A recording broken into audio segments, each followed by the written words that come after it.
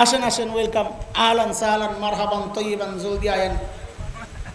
ওয়াজ শুনতে আইছি। হ্যাঁ, ওয়াজ শুনতে আইছেন, ওয়াজ শুনতে আইছেন। মারাত্মক ওয়াজ হইতেছে। সুবহানাল্লাহ। এত ফাঁকিবাজ, যেই দেহে ওয়াজ করতে মনে চায় না, ভাল লাগতেছে না, আজকে কত আর ভাল লাগবে এটাও ঠিক। আব্বা, আমি যখন ছোট, আব্বা ওয়াক্তিয়া নামাজ যখন পড়াইতেন, তো মাঝে মধ্যে আব্বা ফজরের নামাজের সময় মসজিদে যাইয়া প্রথম কাতারের কোনায় যাইয়া দাঁড়ায় থাকতেন, ইমামতি যাইতেন না। মুসল্লিরাও তাকায়া থাকতো, বড় হুজুর আসে না কেন। মুয়াজ্জিন সাহেব তাকায়া থাকতো, বড় হুজুর আসে না কেন। অনেকক্ষণ অপেক্ষা করে এরপরে মুয়াজ্জিন সাহেব সামনে যায় নামাজ পড়াইতো। 40 বছর আগের কথা শোনাইতেছি আপনাকে। তা আমি আম্মারা এসে বলতাম, আম্মা, আব্বা একটু যাইতে পারে না, ফজরের নামাজটা পড়াইলে কি হয়? নামাজ তো মসজিদে যাইই পড়ে, তো ছোট সূরা দিয়া পড়াইলে তো হয়।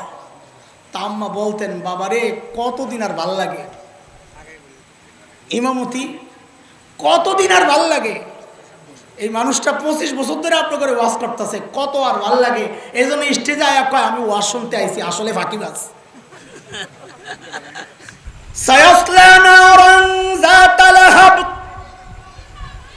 ওয়ামরাতুক, ও আবু লাহাব, তুইও ঢুকবি সেই আগুনে, তোর বউ ঢুকবে, উম্মে জামিল বিনত হারব ইবনে উমাইয়া। বেড়ি তো খেয়ে পাই গেছে, কয় কি আমার বিরুদ্ধে সূরা নাযিল হইছে?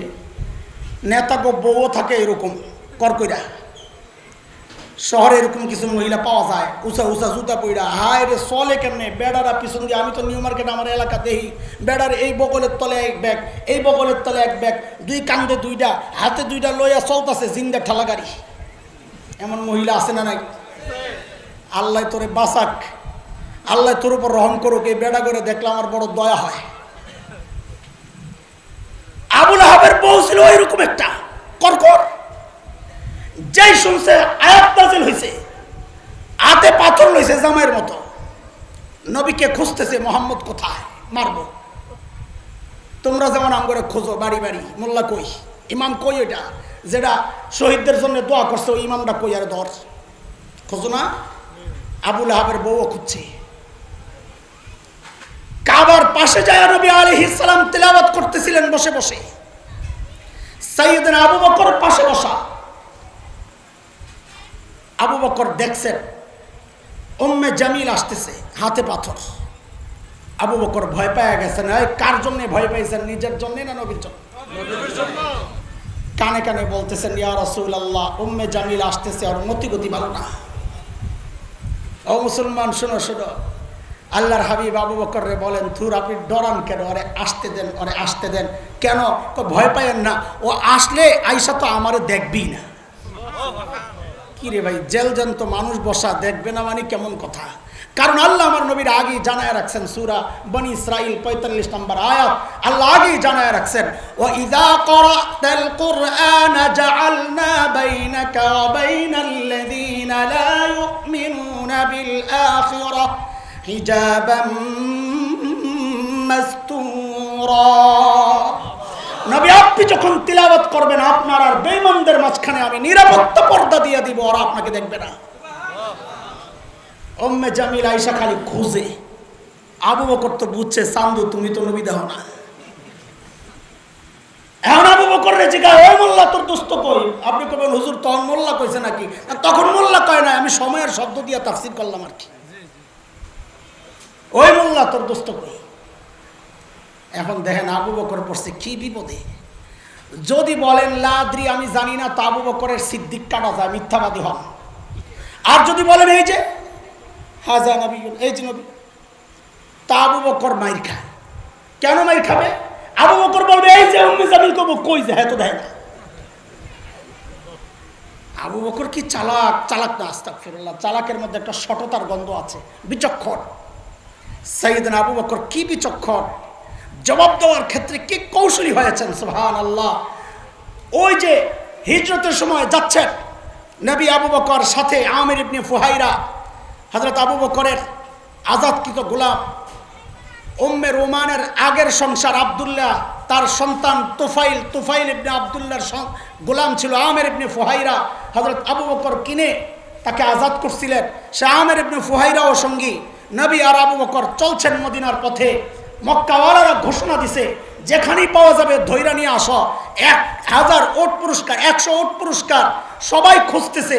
যদি লাগা যায়, খবর ছড়াইতে ছড়াইতে এমন জায়গায় চলে গেছে যারা নবীও চেনে না, আবু বকরও চেনে না, তাও খুঁজে যদি লাগা যায়। খুঁজতে খুঁজতে একদল তো পাওয়া গেছে। সামনে আবু বকরের ওট, পেছনে নবীর ওট। কোন রেওয়ায়েতে আসছে কসওয়া, বুখারীতে আসছে জাদা। আবু বকর সামনে, হেরা ধরছে, ওই মিয়া খারাপ, চিনে তো না। আবু বকরের ধৈরা জিজ্ঞেস করতেছে, মাম্মাক, তোমার সাথের এই লোককে? এটার পরিচয় পাইলে তো বুঝে দেবো কে কোনটা। আবু বকর কি বিচক্ষণ, যদি বলেন লা আরিফুহু, এই বেটারে আমি চিনি না, তো নিজের সিদ্দিক কাটা যায়। আর যদি বলেন হাজা নবিয়ুনা, তিনি আমাদের নবী, তো নবী কাটা যান।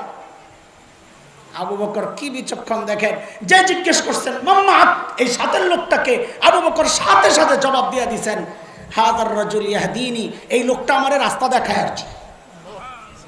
ওই মগা পাবলিক মনে করছে আবু বকর রাস্তা চিনে না, নবী পেছন থেকে কয়টাই নিয়ে বামে সোজা। কিন্তু আবু বকরের নিয়ত তো এটা ছিল না। আবু বকরের নিয়ত ছিল আরেকটা, হাজার রাজুল ইয়াহদিনী ইলাল জান্নাহ, এই লোকটা আমারে জান্নাতের রাস্তা দেখা। আবু বকর আহলে ইলম এবং ইমানওয়ালারা সরল সোজা হয়, বোকা হয় না। আবু বকরের ভাব শিষ্য ওলামারা সরল হয়, বোকা হয় না। তোমরা অনেকে মনে করো মৌলবী বোকা, মৌলবী বোকা হয় না, সরল সোজা।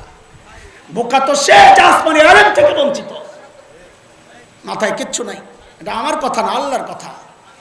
ইন্না ফি খালকিস সামাওয়াতি ওয়াল আরদি ওয়া ইখতিলাফিল লাইলি ওয়ান নাহার লাআয়াতিল লিউলিল আলবাব। রব চিনে সে, মগজ আছে যার মাথায়, সোজা কথা। হযরত কাসেম নানুতুবি রহমাতুল্লাহি আলাইহি দারুল দেওবন্দের অন্যতম প্রতিষ্ঠাতা, এদেশের স্বাধীনতার অন্যতম প্রধান পুরুষ, আজাদী আন্দোলনের মহান সিপাহ সালার, আমাদের আধ্যাত্মিক রাহবার। ইংরেজরা আলেমদেরকে ধরে ধরে খালি ফাঁসিতে ঝুলায়, শুয়োরের চামড়ার ভেতরে ঢুকায়া জ্বালায়া দেয়, পোড়ায়া দেয়। সঙ্গীরা আপনজনরা বললেন, ভক্তরা বললেন, হযরত আপনি একটু লুকান। আরে যারাই পায় তারই ঝুলায় আপনি লুকান। কাসেম নানুতুবি লুকায় না, দুর্মিয়া কি লুকান। মানুষ এত অনুরোধ করছে তো যায় লুকাইছে। 3 দিন পরে কয় ভাই আর লুকানো যাইব না। কেন? গারে সাউরে আমার নবী 3 দিনের বেশি লুকায়া ছিলেন না, এই সুন্নত এর বেশি আমি আর কিছু করতে পারব না। লুকানের ক্ষেত্রে আমাদের আকাবিররা সুন্নত ফলো করছে। ফাঁকিতে একটা কথা কয়ালাই, নিজের কারামতি না। আমরা যখন লুকায়া লুকায়া থাকি, গেছিলাম এক বাসায়, আমার এক বোনের বাসা। বোন ফোন দিয়ে আমার আরেক বোনকে বলতেছে, ভাইয়ের আজকে পেটে একটু সমস্যা, ইফতারিতে কি খাওয়ানো যায়। তা আমার ওই পাশের বোন বলতেছে, আমি দই নিয়ে আসতেছি। আমার নাম ছিল মুহাজির। আমি কইছি ফোনে নাম বলবা মুহাজির ভাই। ওই বোন তার এত কিছু মনে নাই, হাসান ভাই। ফোনে যখন কয়, আমাকে তাড়াতাড়ি ইফতার দেখ খাইয়া আমি যাই, কারণ গন্যা দেখছি আমার 3 দিন শেষ। রাত্রি বাইর হয়ে গেছি ইফতার খাইয়া, আর থাকা যাবে না। কাসেম নানুতুবি মসজিদ, ছাত্তা মসজিদ, দোস্ত আমরা একসাথে ছিলাম দারুল উলুমে দেওবন্দে, মূল দেওয়ালের পাশের মসজিদ, ছাত্তা মসজিদ। কাসেম নানুতুবি ওখানে আছেন। ইংরেজরা টের পায়া পুরা মসজিদ ঘেরাও দিস। কাসেম নানুতুবি ভিতরে, ইংরেজরা ভিতরে ঢুইকা দেখে এক বেটা লুঙ্গি পরা, গেঞ্জি পরা, মসজিদ ঝাড়ু দেয়। ওইটাই কাসেম নানুতুবি। আমাদের আকাবিররা কত সাদা সিধা জীবন। ইংরেজরা ঢুইকা দেখা মনে করছে এটা তো কাসেম নানুতুবি হইতে পারে না, কারণ ওদের চিন্তা এত বড় আন্দোলনের নেতা, গোটা ভারতের মুসলমান তো বটে, হিন্দুরাও যার কথায় ওঠে বসে, এমন নেতা এত স্বাভাবিক জীবনযাপন হতে পারে না। ওরা মনে করছে পেটটা অন্তত আমাদের দেওয়ানবাগী হুজুরের মতো দেওয়া দরকার। এত বড় নেতা যায়া কাসেম নানুতুবিকেই জিজ্ঞেস করতেছে, কাসেম নানুতুবি কাহা হয়। এই কাকে জিজ্ঞেস করছে? কাসেম নানুতুবি কাহা হয়। কি বিপদ, কাসেম নানুতুবি যদি জবাব দেন মেই হো তো ধরা পড়ে, আর যদি বলেন পাতা নেহি জানি না তো মিথ্যা হয়। আবু বকরের ওয়ারিস তো জবাব তো মুখের মধ্যে। যেই জিজ্ঞেস করছে কাসেম নানুতুবি কাহা হ্যায়, হযরত কাসেম নানুতুবি যেখানে দাঁড়ায় ছিলেন ওখান থেকে একটু সামনের দিকে গেছে। এবার বুঝেন আগের জায়গাটা ফাঁকা হয়েছে কিনা, যেখানে ছিলেন এখান থেকে সামনে গেলে আগের জায়গা ফাঁকা হয়েছে কিনা, কথা বলে না, ফাঁকা হয়েছে। আগের জায়গা যেহেতু ফাঁকা হয়েছে, এখন এমন একটা ভাব লইছেন যে বুঝতে একটু কষ্ট হয়েছে। হ্যাঁ কে আবার ও কাসেম নানুতুবি, ও আচ্ছা ও তো আবি হাতে, উনি তো একটু আগে এখানে ছিল। কথা তো ঠিকই আছে, একটু আগে এখানে ছিল, এখন তো একটু সামনে যায় দাঁড়াইছে। ইংরেজরা মনে করছে একটু আগে এখানে ছিল, এখন বুঝি পালায় গেছে। কাহারে বল মাস্টার সুইটা গেল না। উম্মে জামিল যখন জিজ্ঞেস করলেন, হে আবু বকর তোমার দোস্ত কোথায়, মনে আসেনি কথা? হযরত আবু বকর যদি বলেন লা আদরি আমি জানি না, তাইলে মিথ্যা হয়। আর যদি বলেন এই যে, তো আবু বকর মাইর খায়। হযরত আবু বকর বিচক্ষণ মানুষ, আস্তে করে জবাব দিয়া দিলেন, খুইজা দেখো। কি বলে? ইন্নাল উলামা ওয়ারাসাতুল আম্বিয়া, ওলামারা সমস্ত নবীর ওয়ারিস, একজন না। সমস্ত নবীর ওয়ারিস যেহেতু, সমস্ত নবীর চরিত্র আখলাকে এই ওলামারা লালন করবে, ধারণ করবে। বলে আয় তোমরা মূর্তি ভাঙতে যাও কেন মৌলবীরা? কারণ আমরা খলিল ইব্রাহিমের ওয়ারিস, মূর্তি ভাঙাই তো আমাদের কাজ। এই তোমরা জালেমদেরকে মারতে যাও কেন? আমরা নবী মুসা আলাইহিস সালামের ওয়ারিস, ঘুষি দিয়া মাইরা লাওয়াই তো আমাদের কাজ। জীবন দিতে প্রস্তুত হও কেন? বলে আমরা জাকারিয়া আলাইহিস সালামের ওয়ারিস, দ্বীনের জন্য জীবন দেওয়া এটা আমাদেরই তো কাজ। মানে আবার তাহাজ্জুদে কান্না করো কে? বলে আমরা রহমাতুল লিল আলামিনের ওয়ারিস, উম্মতের জন্য কান্না করা এটাই তো আমাদের কাজ। কিন্তু এই পর্যন্তই শেষ না। রহমতের নবীও সব জায়গায় মিনমিন চুপচুপ নরম আচরণ করেছেন এমনটা না। কিছু জায়গা আছে যেখানে রহমতের নবীও ছিলেন কঠোর। আপনাদেরকে দাওয়াত দিতেছি বিষয়গুলো। সব জায়গায় আপনারা ভদ্রতা দেখায়েন না, এটা ভদ্রতা না, এটা ইমানি দুর্বলতা। আমি একটা উদাহরণ শোনাই আপনাদেরকে। রহমতের নবীও যে কঠোর ছিলেন কতটা। মক্কা বিজয়, নবী মক্কায় ঢুকছেন, ঢুকার লাইনটা কি ছিল, অবস্থাটা? ঘোড়ায় চড়া, মাথা নিচু, বিনয়ী, চোখ থেকে ঝরঝর করে পানি পড়ছে, তিলাওয়াত করতেছিলেন ইন্না ফাতাহনা লাকা ফাতহাম মুবিনা। দুনিয়ার বিজয়ীদের মতো নয়। দুনিয়ার বিজয়ীরা যায় ভাঙচুর করতে করতে, জ্বালাইতে জ্বালাইতে, দখল করতে করতে। আর আমার নবী ঢুকেছেন আম ক্ষমা ঘোষণা করে দিয়ে। আল্লাহর নবী মক্কায় ঢুকলেন, আম ক্ষমা ঘোষণা করলেন। নবী ইউসুফ আলাইহিস সালামের মতো নবী জানায়া দিলেন লা তাসরিবা আলাইকুমুল ইয়াউম। আমার ভাই ইউসুফের মতোই বলছি, আজকে আমি কোনো প্রতিশোধ নিতে চাই না। মান দাখালাল মাসজিদাল হারাম ফাহুয়া আমিন। যারা মসজিদে হারামে ঢুকে যাবে তাদেরকে আমি নিরাপত্তা দিয়ে দিলাম। মান দাখালা দার আবি সুফিয়ান ফাহুয়া আমিন। যারা আবু সুফিয়ানের ঘরে ঢুকে যাবে তাদেরকেও আমি নিরাপত্তা দিয়ে দিলাম। মান আগলাকা বাবাহু ফাহুয়া আমিন। যারা নিজেদের ঘরের দরজা বন্ধ করে ভিতরে অবস্থান করবে তাদেরকেও আমি নিরাপত্তা দিয়ে দিলাম। আসল কথা, যারা অস্ত্র ধরবে না, আজকে আমাদের সামনে প্রতিরোধে আসবে না, আমি সবাইকে ক্ষমা করে দিলাম। কিন্তু আল্লাহ যদি কোনো নির্দিষ্ট ব্যক্তিদেরকে ক্ষমা করতে নিষেধ করেন, নবীর অধিকার আছে ক্ষমা করার। জোরে বলেন আপনারা। আল্লাহ যদি বলেন এদেরকে ক্ষমা করা যাবে না, দুনিয়ার কারো অধিকার আছে ওই ব্যক্তিকে ক্ষমা করার? আল্লাহ সূরা আহজাবের মধ্যে জানায়া দিয়েছেন মালাউনদেরকে ক্ষমা করা যাবে না। কাদেরকে? এই হঠাৎ ভয় পাওয়া যায় না, বেটা কি কয় না, আমি লাইনে আছি আপনারা নাই। আল্লাহ কি বলেছেন কাদেরকে ক্ষমা করা যাবে না? আরে জোরে বলেন না। হ্যাঁ, আপনার ঝামেলা বাঁধছে, আপনি মালাউন মনে করছেন হিন্দুদেরকে। সমস্যা এই জায়গায়। নির্দিষ্ট কোনো ধর্মের লোক মালাউন না।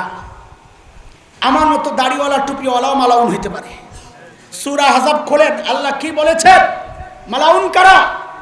ইন্নাল্লাযীনা ইউযুনা আল্লাহা ওয়া রাসূলাহু লাআনাহুমুল্লাহু ফিদ দুনিয়া ওয়াল আখিরাহ। আল্লাহ আল্লাহর রাসূলকে যারা কষ্ট দিবে তারাই মালাউন। মালাউনের শাস্তি আল্লাহ জানায়া দিয়েছেন কি? মালউনিনা আইনামা সুকিফু উখিযু ওয়া কুতিলু তাকতীলা সুন্নাতাল্লাহি ফিল্লাযীনা খালাউ মিন ক্বাবল ওয়া লান তাজিদা লিসুন্নাতিল্লাহি তাবদীলা। মালাউন যেখানে পাওয়া যাবে সেখানেই ধইরা লটকাইতে হবে। কথা কার? আবার বলছি মালাউন মানে হিন্দু না। আবার আমার হিন্দু ভাইরা না রাগ হয়ে যায়। আবারও বলছি কেউ কাট না করে আবার ঢুকাইয়া দিও না যে মালাউন যেখানে পাও সেখানেই মারো, একটু লাগাইয়া দিও না আবার। না, আমরা সাম্প্রদায়িক দাঙ্গা সাম্প্রদায়িকতা ছড়াইতে চাই না, এটা আমাদের কাজ না। সাম্প্রদায়িক সম্প্রীতির এই দেশ উস্কানি দেয় যারা, এটা একটা নির্দিষ্ট শ্রেণী। এদেশের আপামর সাধারণ জনসাধারণ, সে মুসলমান হোক হিন্দু হোক, কেউ সাম্প্রদায়িক দাঙ্গা চায় না বলেই বাংলাদেশের সর্ববৃহৎ প্রতিষ্ঠান, শুধু বাংলাদেশ নয় গোটা এশিয়ার অন্যতম শ্রেষ্ঠ প্রতিষ্ঠান হাটহাজারী মাদ্রাসার দেয়াল ঘেঁষে যুগ যুগ ধরে বিশাল হিন্দু মন্দির তারা তাদের কার্যক্রম চালাচ্ছে। আজ পর্যন্ত কোনো ইতিহাস নাই যে কোনো মাদ্রাসার ছাত্র একটা ইটা ওখানে নিক্ষেপ করেছে। এটাই প্রমাণ করে সাম্প্রদায়িক সম্প্রীতির এই দেশ বাংলাদেশ। নবী আলাইহিস সালামকে জানায়া দিয়েছেন আল্লাহ মালাউনদের ক্ষমা নাই, এরা অনেক জ্বালাইছে। শেখ ইবনে তাইমিয়া রহমতুল্লাহ আলাই, আহলে ইলম যারা ওলামারা, আপনাদের মুতালার জন্য আমি বলি এটা খুব জরুরি পড়া দরকার এই মুহূর্তে। বিশেষ করে ইবনে তাইমিয়া রহমতুল্লাহ আলাইয়ের এক বিখ্যাত কিতাব আছে আস-সারিমুল মাসলুল আলা শাতিমির রাসূল। কেনার সুযোগ না হইলে ইসলামিক ফাউন্ডেশনে কিতাবটা আছে, আমি নিজে পড়েছি ওখানে। তো ওখানে গিয়ে একটু মোতালা করে নিব। শেখ ইবনে তাইমিয়া রহমতুল্লাহ আলাইয়ের বিখ্যাত কিতাব শাতিমে রসুলদের ব্যাপারে বিধান কি করতে হবে এগুলো সব আছে। আল্লাহর হাবিব মক্কায় ঢুকেই ঘোষণা দিলেন, নির্দিষ্ট কিছু ব্যক্তির নাম বললেন যে সবাইকে ক্ষমা করলেও এদেরকে ক্ষমা করা যাবে না। এরা কারা? শেখ ইবনে তাইমিয়া 15 জনের নাম এনেছেন ওই কিতাবে। আব্দুল্লাহ ইবনে খাতাল, কুরতুনা, কোরাইনা, সাররা, মাকিস ইবনে সুবানা, হুয়াইরিস ইবনে নাকিদ, আব্দুল্লাহ ইবনে সাদ ইবনে আবি সারাহ, ইকরামা ইবনে আবি জাহল, ওয়াহশি ইবনে হারব, হিন্দা বিনতে উতবা, হুবার ইবনুল আসওয়াদ, আব্দুল্লাহ ইবনে জিবিআরা। হযরত শেখ ইবনে তাইমিয়া 15 জনের নাম বলেছেন। নবী আলাইহিস সালাম বলেছেন মালউনিনা আইনামা সুকিফু উখিযু ওয়া কুতিলু তাকতীলা। এদেরকে যেখানে পাওয়া যাবে ধইরাই হত্যা করতে হবে। কয়জন? 15 জন। সাহাবায়ে কেরাম অনেক ক্ষোভ নিয়ে ঢুকছিল মক্কায়, যারে পাই তারা সাইজ করো। অনেক কষ্ট তো তাদের হৃদয়ে, তাদের চোখে ভাসছে সেই নির্যাতন, তাদের চোখে ভাসছে দেশ থেকে বিতাড়নের সেই দৃশ্য। যুগ যুগ ধরে দিন দিন তারা কত নির্যাতন এর শিকার হয়েছে, ভাসছে চোখের মধ্যে। কিন্তু নবী যেহেতু বলেছেন মাফ, মানুষ তো ভিতরের কষ্ট তো আর যায় নাই, অ্যাকশনে যাইতে পারতেছেন না। যেহেতু 15 জনের মধ্যে আইসা পড়ছে, এখন ধরেন টোটাল রাগ আছিল 10 কেজি সবার জন্য বরাদ্দ। এখন যেহেতু 15 জন আয়া গেছে, এখন ওই 10 কেজি রাগ তো ওই 15 জনের উপর, তাহলে এক একজনের ভাগে রাগ কতটি পড়ছে, বুঝছেন কথাটা? সবাই খালি খোঁজে কোনডারে পাও পাইলি সাইজ। আব্দুল্লাহ ইবনে খাতাল সে শুনছে ওই লিস্টে তার নাম আছে। আমি শুনুন একটা মাঝখানে ফাঁক দিয়া কথা বলি, ওই 15টার জীবনী আমি আলাদা আলাদা পড়ছি। কারণ কি, কেন নবী এত কঠোর হইলেন এদের ব্যাপারে? দেখছি সবগুলাই হয় গায়ক গায়িকা, নায়ক নায়িকা, লেখক কবি, মানি শিল্পী গোষ্ঠী আর ওই মিডিয়া কর্মী। এই 15টার পরিচয় সবগুলো মিডিয়া কর্মী। বুঝেন না এই কথা আপনারা? সব যুগে বুঝি এরাই থাকে আকাম কুকামের মধ্যে সবার আগে, তাই না? আব্দুল্লাহ ইবনে খাতাল যায় কাবার গিলাফ দিয়ে নিজেরে জড়াইছে। হ্যাঁ, কাবার গিলাফ দিয়া জড়াইছে কি জন্য জানেন তো? মনে করছে মুসলমান তো কাবারে অনেক ভালোবাসে, কাবার গিলাফ দিয়ে আমারে জড়াইলে হয়তো এরা আর আমারে মারবে না। যেমন এই দেশের কিছু রাজনীতিবিদ যখন বুঝে গেছে এই দেশের মানুষ টুপিকে ভালোবাসে, তাসবিহ ভালোবাসে, ঘুমটা ভালোবাসে, তো দেখবেন নির্বাচনের আগে দিয়া সারা জিন্দিগি ইসলাম আর মুসলমানদের বিরুদ্ধে সব ভূমিকা রেখা নির্বাচনের আগে দিয়ে আস্তে করে টুপি টাপি লাগায় হাসান বসরি হয়ে যায়, হিজাব আর তাসবিহ আর রাবেয়া বসরি হয়ে যায়। কথা ঠিক কিনা বলেন? কোত্থেকে শিখছে? ওই আব্দুল্লাহ ইবনে খাতাল। এগো সবগুলা রাস্তা একটাই, ধর্মীয় একটা লেবাস পয়রা নিজেরে বাঁচাইতে চায়।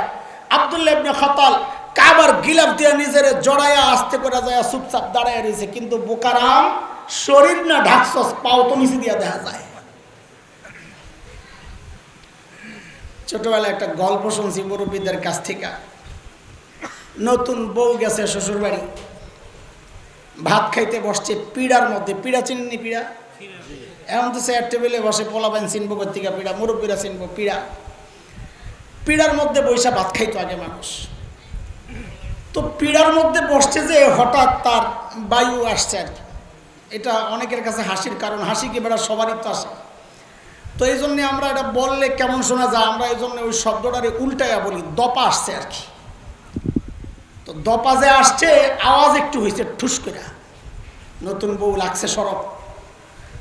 এখন বউ কি করে, ওই প্লেটের মধ্যে আঙ্গুল দিয়া জোরে জোরে চাপ দেয় আর ক্রুত করে ওঠে, বুঝাইতেছে বাজান শ্বশুর রে, আব্বা আগে যে আওয়াজটা শুনছেন এটা আপনি যেটা মনে করছেন ওইটা না, এটা আমার আঙ্গুলের চাপের আওয়াজ। শ্বশুর তো আরেক শেয়ানা, পোলাপান বুড়া করে মনে করে কিচ্ছু বুঝে না, বেটা কিচ্ছু না বললে তোর বাপ হয়েছে গতিকা। বুড়াই চিন্তা করছে বউরের শরম যদি আমি না ভাঙ্গাই, হ্যাঁ সবসময় মিথ্যা খালি কইতেই থাকে। তো বুড়াই আস্তে করে কয়, বৌমা আওয়াজটা নাইলে ঢাকলা, কিন্তু গন্ধটারে কি করবা? আব্দুল্লাহ ইবনে খাতালের এই প্রক্রিয়া বাঁচার এই চেষ্টা আমি যখন পড়ি আমার ওই কিস্সা মনে পড়ছে। আরে বেকুফ, শরীর নাইলে ঢাকলি, পাউটা দেখা যায়, এটা কি করবি? হযরত আলী কাররামাল্লাহু ওয়াজহা দূর থেকে দেখছে পাও একটা দেখা যায়, দুইটা, নিশ্চয়ই 15-এর একটা, নাইলে আম ক্ষমা ঘোষণার পর লুকাইবি কে? লুকানোই তো প্রমাণ করে তুই 15 জনের একজন আসামি। কে সে? কোন রকমের চিন্তা ভাবনা ছাড়াই তলোয়ার নিয়ে দিছে দোষ। এই দৃশ্য দেখছে আরো 2 সাহাবী, সিরাতে মুস্তাফার মধ্যে পাইবেন এই গল্প। ছাত্রদেরকে বলতেছি, কোন কিতাবে? সিরাতে মুস্তাফার মধ্যে হযরত ইদ্রিস কান্দুলি রহমতুল্লাহি আলাইহি বিষয়টা আনছেন সুন্দর করে। হযরত আলী যখন দৌড় মারছে, দেখা দেখি কোনো কিছু না বুঝেই আরো 2 সাহাবী দেখে সাথে দৌড়। কারণ ওরা চিন্তা করছে আলী নিশ্চয়ই পাইছে একটারে, কারে পাইছে, কই পাইছে ভাবার সময় নাই, ভাগ্নি না পাই আলী কোবানোর আগে যদি 2 কোবা আমরাও দিতারি। রহমতের নবীর ওয়ারিসদের ঘটনা শোনাইতেছি, খালি যে খোসা মারো আঙ্গরে। দৌড়ায়া যাই আইনামা সুকিফু ওখিজু অকত্তিলু তাকতিলা, কোরআনের বিধান, যেখানে পাইবা ধরবা, মাইরা ঝুলাইবা। হযরত আলী সাথে সাথে কল্লাটা কাইটা ওই যে মাকাম ইব্রাহিম আসছে, মাকাম ইব্রাহিমের কাছাই না এরকম ঝুলায় রাখছে। কেন? এটা নবীর দুশ্মন। নবীর দুশ্মন দুনিয়ায় থাকার অধিকার রাখে না। এই জন্য আমরা বলি এটা স্পষ্ট করে, কোন বিশেষ ধর্মের সাথে আমাদের কোনো শত্রুতা নাই, তারা আমাদের ভাই, ছোট ভাইয়ের মতো ওদেরকে আদর স্নেহ আমরা রাখতে চাই। কিন্তু বাংলাদেশ 90% মুসলমানের এই দেশে হিন্দু, বৌদ্ধ, খ্রিস্টান, মগ, পুরাণ, গারো, চাকমা, কুকির, সাঁওতাল, টিপরা সব থাকতে পারবে, আল্লাহ নবীর কোন দুশমনকে থাকতে দেওয়া হবে না, থাকতে দেওয়া হবে না। এই 15 জনের মধ্যে একজন ছিলেন হযরত আব্দুল্লাহ ইবনে সাদ ইবনে আবি সারাহ। এই আমি কার গল্প শোনাইতেছি না মাথায় রাখা লাগবে, রহমতের নবী। কার নবী? কোন নবী? খোসা দাও যে খোসা, ওই নবীর গল্প শোনাইতেছি। সব জায়গায় খালি আমাদের কাছ থেকে দয়া আশা করো না, কিন্তু আমাদের চেয়ে বেশি দয়াবান দুনিয়ায় কেউ নাই। আমরা ক্ষমা করতে জানি, নিজের ব্যাপার হলে, দিন আর শরিয়ার ব্যাপার হইলে আমরা আপোষ করতে জানি না। এটাই আমাদের মূল পরিচয়। রহমতের নবী হযরত আব্দুল্লাহ ইবনে সাদ ইবনে আবি সারাহ ছিলেন হযরত ওসমান রাদিয়াল্লাহু আনহুর দুধ ভাই।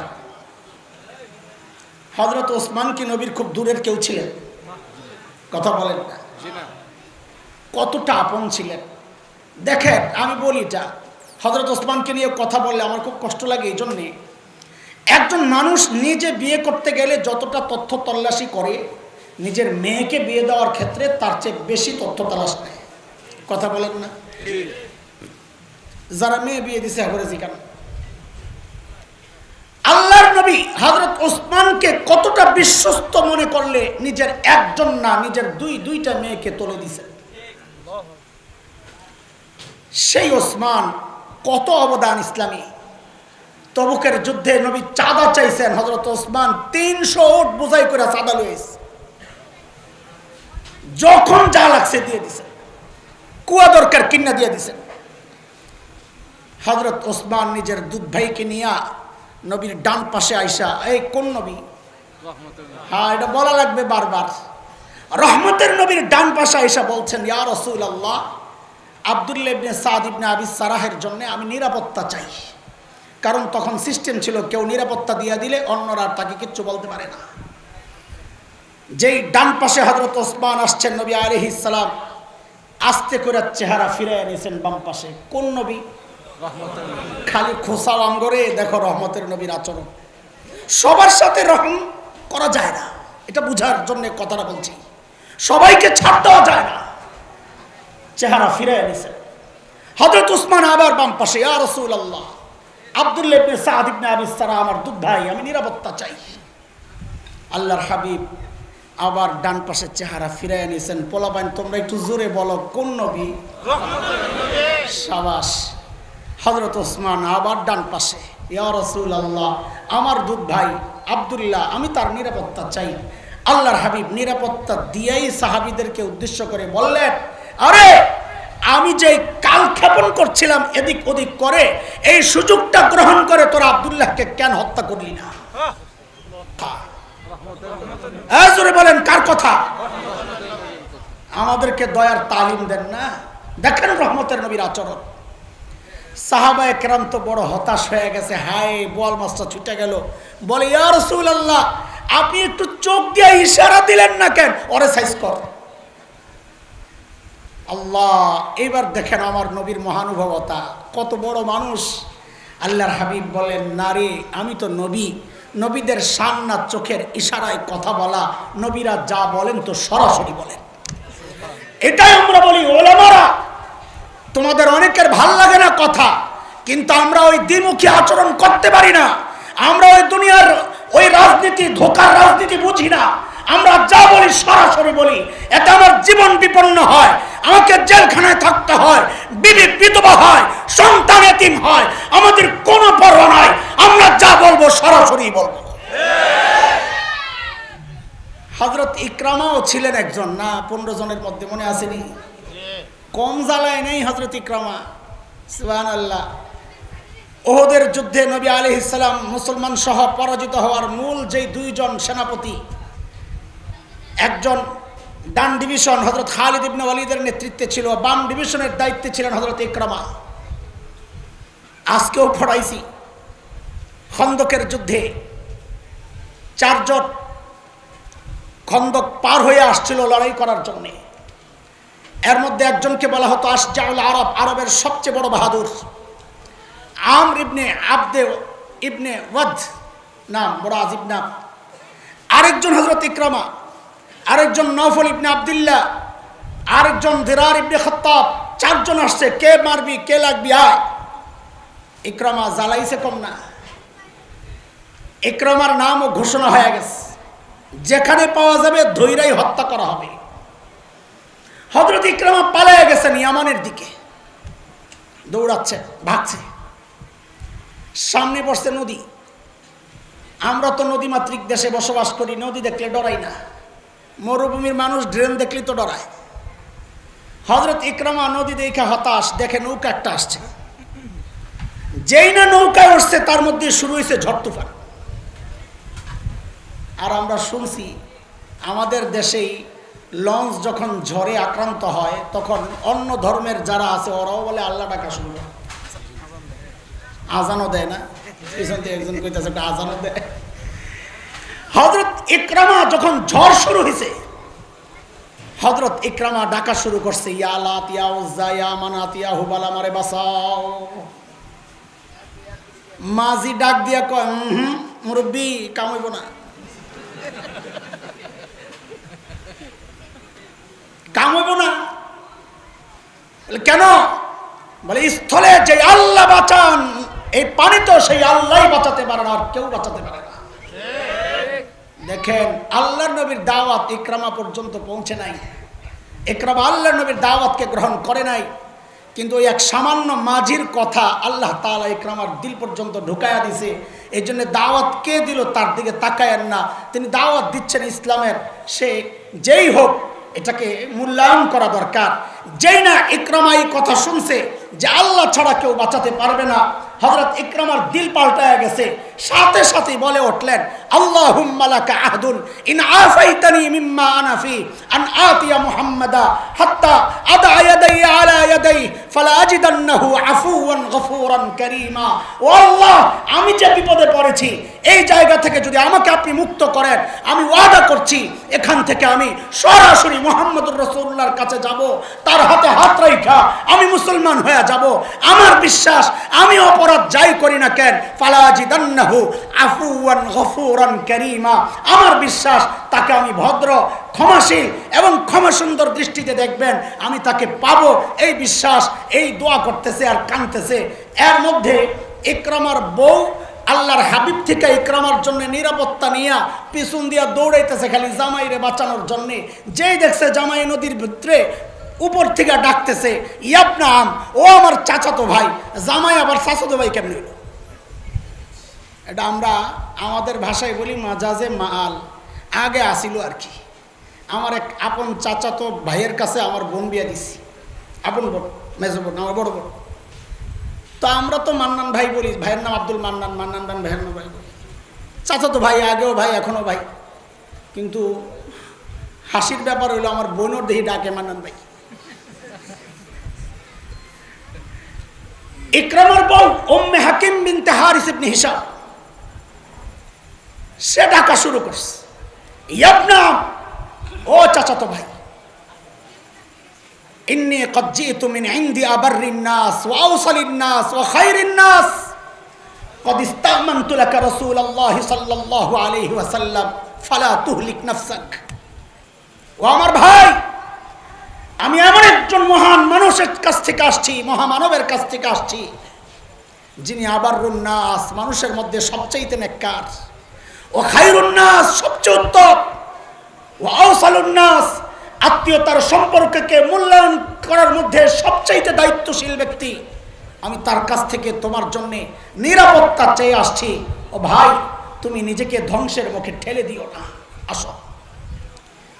হযরত ইকরামা আসছেন, বউয়ের কাছে ইসলাম কবুল করছেন। এরপর দুই জামাই বউ মক্কার দিকে হাঁটা ধরছেন। আল্লাহর হাবিব জেনে গেছেন ইকরামা মুসলমান হয়ে আসতেছে। কেমনে জানছেন? ও ভাই বলেন আমারে, কেমনে জানছেন? কারণ নবী গায়েব জানতেন, তাই না? আরো জোরে বলেন না। জানতেন তো? জানতেন না? হায়, কথা কার এটা? এত আসতে বললে, আকীদার বিষয় এত আসতে বললে হবে না। আমার নবী গায়েব জানতেন না, কথাটা কার? কোরআনে দলিলের অভাব নাই। সূরা আরাফ 188 আয়াত 188, 9 নম্বর পারা। আল্লাহ বলেন, আমার নবীকে দিয়া বলাইতেছেন। আল্লাহ যখন বেশি রাগ থাকেন তো ওইভাবে বলেন, আপনি বলে দেন। যেমন আমরা ছেলে মেয়েদের উপর বেশি রাগ হইলে বউরে কই, তোমার পোলারে কইয়া দিও, হ্যাঁ, তোমার মায়েরে বইলা দিও। আল্লাহ যখন খুব রেগে থাকেন নবীকে বলেন, কোল, আপনি বইলা দেন আপনার উম্মতরে, আমি সরাসরি কব না। তো আল্লাহ কি বলেন? قل لا أملك لنفسي نفعا ولا ضرا إلا ما شاء الله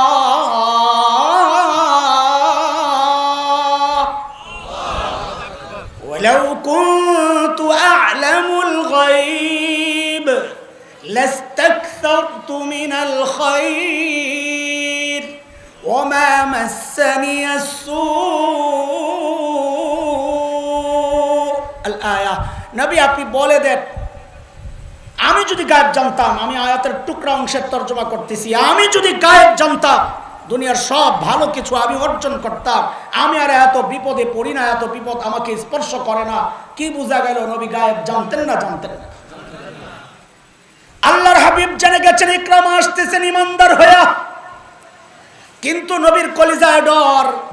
আহারে, আমার সাহাবীদেরকে তো আমি আটকায়া দিছি, কাউরে কিছু বলা যাবে না, ইকরামারেও তো বলা যাবে না, কারণ নিরাপত্তা দিয়ে দিস। এখন কলিজার ওই কষ্ট দূর করার জন্যে যদি ইকরামার সামনে বাবা আবু জাহেল রে গালাগালি করে, আমার ইকরামা কষ্ট পাবে। ক্ষোভ মিটানোর জন্য যদি ইকরামারে না বইলা তার বাবা আবু জাহেল রে গালাগালি করে, ইশারা ইশারা, তোর তো পারলাম না, তোর বাপেরে ধরি। আল্লাহর হাবিব বললেন, ও আমার সাহাবীরা শুনো, ইয়াতিকুম ইকরামা মুমিনা ফালা তাসুব্বু আবা ফাইন্না সাব্বাল মাইয়িত ইউজিল হাই। আমার ইকরামা মুমিন হয়ে তোমাদের কাছে আসছে, খবরদার তার বাবারে কিন্তু তোমরা গালি দিও না, কারণ মৃত ব্যক্তিরে গালি দিলে তার জীবিত আপনজনের কলিজায় কষ্ট লাগে। আহা, কি আদর্শ আমার নবীর! আল্লাহু আকবার। এই ছোট্ট একটা চরিত্র যদি এদেশের রাজনীতিবিদরা ধারণ করতে পারে, যে পূর্ববর্তী যারা চলে গেছেন, যাদের অবদান আছে দেশের জন্য কিছু হলেও, সে যেই হোক, তাকে নিয়ে কটূক্তি করা যদি বন্ধ করে দেয় দেশের রাজনীতিবিদরা, আমরা হলফ করে দায়িত্ব নিয়ে বলতে পারি, তাদের আপোষের দূরের যে সম্পর্ক, তাদের যে আপোষের ক্ষোভ, ক্রোধ, রাগ, এই সব কিছু অবশ্যই অবশ্যই কমে যেতে বাধ্য। কথা বলেন ঠিক কিনা? যাই হোক, এই 15 জনের ইতিহাস বসে বসে বললে তো সূরা আল আহকাফ শেষ করা যাবে না। আমার বলার যে উদ্দেশ্য, এই আয়াতের উপর সব জায়গায় চুপ থাকা যায় না, সব জায়গায় নরম আচরণ করা যায় না। কিছু জায়গা আছে এখানে আমার নবী, রহমতের নবী ও চূড়ান্ত কঠোর হয়ে দেখাইছেন। তুমি আমি কে সেখানে নরম হওয়ার? ঘুমাইতে ঘুমাইতে পড়িয়ে গেল আল্লাহর বান্দা। আহারে, বা যাও বাসায় যাও, আবার ঘুম দিছে, থাক। মাশাআল্লাহ, কি সুখের জীবন! হ্যাঁ, আমরা শুইয়া ঘন্টায় ঘন্টায় কাটাই, ঘুমাই না। ঘুমের থেকে পইরা, চেয়ার থেকে পইরা আবার লাভ দইটা আবার ঘুম। মারহাবা। আল্লাহ বলেন, তাব্বাত ইয়াদা আবি লাহাবিন ওয়া তাব। মনে আছে নি কথা? ধ্বংস অনিবার্য, ধ্বংস হয়েই গেছে। কেমনে হয়েছে? আবু লাহাব ধ্বংস কেমনে হয়েছে? বদরের যুদ্ধের ডাক পড়ছে, আবু জাহেল যায়, কয় দোস্ত যাওয়া লাগবে। আবু লাহাব তো ডরে এলাকা ছাড়ে না। মোহাম্মদ কইছে যে এটা লাগবই, হ্যাঁ জানে। কয় দোস্ত আমি যাবো না। কারে বলেন কি, নেতা না গেলে মানুষ করবো কি? যাই বলো, আমি যাবো না, আমি গেলে শেষ, আর ফেরত আসা যাবে না। এখন কি করা? টেনশন করেন না, আমি একজনের টাকা দিয়ে পাঠাইতেছি। একজনের থেকে টাকা পাইতো, কয় তুই যা, টাকা দেওয়া লাগবো না, মাফ। বাড়া লইছে, লোক বাড়া লইছে। এমন যখন আপনারা মিছিল করার জন্য বিরিয়ানির পোটলা দিয়া গার্মেন্টস কর্মী বাড়ালেন না, এটা আবু লাহাবের থেকে শিক্ষা। বুঝেন কিছু? কিন্তু মায়ের যেহেতু আছে কপালে, পালাইলেও বাঁচা যায় না, যুদ্ধে না গেলেও বাঁচা যায় না। কথা কর। বদরের যুদ্ধ থেকে যখন কাফেররা ফেরত আসছে, যেই কয়টা বাইচা আসছিল, নেতা তো সব শেষ। আবু লাহাবের গলার মধ্যে এমন এক ফোড়া হয়েছে, প্লেগ, ব্যথায় অস্থির। সে বলেছে, তাব্বাল্লাক মুহাম্মদ, তুই ধ্বংস হবি। আল্লাহ বলেছেন, তাব্বাত ইয়াদা আবি লাহাব, আবু লাহাব তোর দুই হাত ধ্বংস হবে। মুফাসসিররা লেখেন অর্থ দুইটা, এক হচ্ছে আক্ষরিক অর্থ, আরেক হচ্ছে তার ভাব অর্থ। আক্ষরিক অর্থে আবু লাহাবের দুই হাত অবশ হয়ে গেছিল, ভাব অর্থ হচ্ছে তোর শক্তি শেষ হয়ে যাবে। যে শক্তির পাওয়ার দেখাস আমার নবী শক্তির বিরুদ্ধাচরণ করেছস, ওই শক্তি কিন্তু থাকবে না। এটাই বাস্তবতা। শক্তির পাওয়ার দেখাও ইমানদারদের সাথে, শক্তির পাওয়ার দেখাও বাবুনগরীর সাথে, শক্তির পাওয়ার দেখাও মামুনুলকের সাথে। ওই শক্তি থাকতে পারে না, টিকতে পারে না, টিকতে পারে না। পছন্দ হচ্ছে পছন্দ পচ্চা ময়রা গন্ধ বাড়িস, অথচ এই আবুল আহাব পাওয়ার দেখাইতো কি?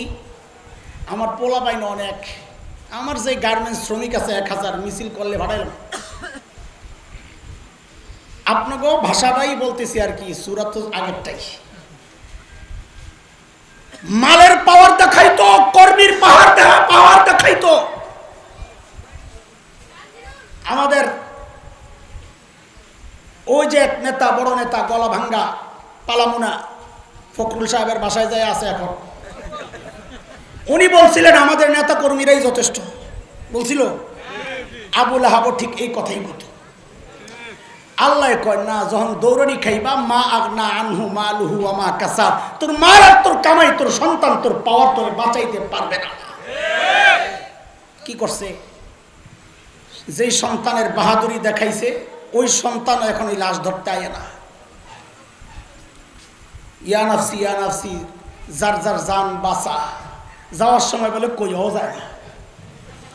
বুঝেন কিছু? সন্তানরা কয়ে রে ধরা যাবে না, যেই গন্ধ বেরিস। তো কি করা? কয়ে রে, ওই সময় তার হেলিকপ্টার ছিল না, হেলিকপ্টার থাকলে হেলিকপ্টার দিয়ে উড়াইতো। তো গোলাম একটা ভাড়া করে আছে, গোলাম আয়, ওই গোলাম রে দিয়া দৌড়ে নিয়া গর্ত করে পাথর চাপা দিছে। এই যুগে গোলাম নাই, হেলিকপ্টার আছে। এই যুগে হেলিকপ্টার দিয়া উঠাইয়া বাইরে নিয়ে ফালাই দিয়া। বলবি বুঝো না কিছু? আল্লাহ কয় মা না আনহু মালুহু ওয়া মা কাসাব। অক্ষরে অক্ষরে মিলে যায়। আমি পড়ি আর অবাক হই, হায় খোদা, 1400 বছর আগে নাজিল করছো, এখনো মিলতেছে, কিয়ামত পর্যন্ত মিলতেই থাকবে। এটা কোরআনের সৌন্দর্য, অক্ষরে অক্ষরে মিলতেছে। সায়াসলা নারান যাতা লাহাব ওয়া ইমরাতু, ও আবুল আহাব তুইও ঢুকবি সেই আগুনে, তোর বউ ঢুকবে। উম্মে জামিল বিনত হারব ইবনে উমাইয়া বেড়ি তো খেয়ে পাই গেছে। কয় কি আমার বিরুদ্ধে সূরা নাজিল হইছে? নেতা গো বউ থাকে এরকম করকইরা।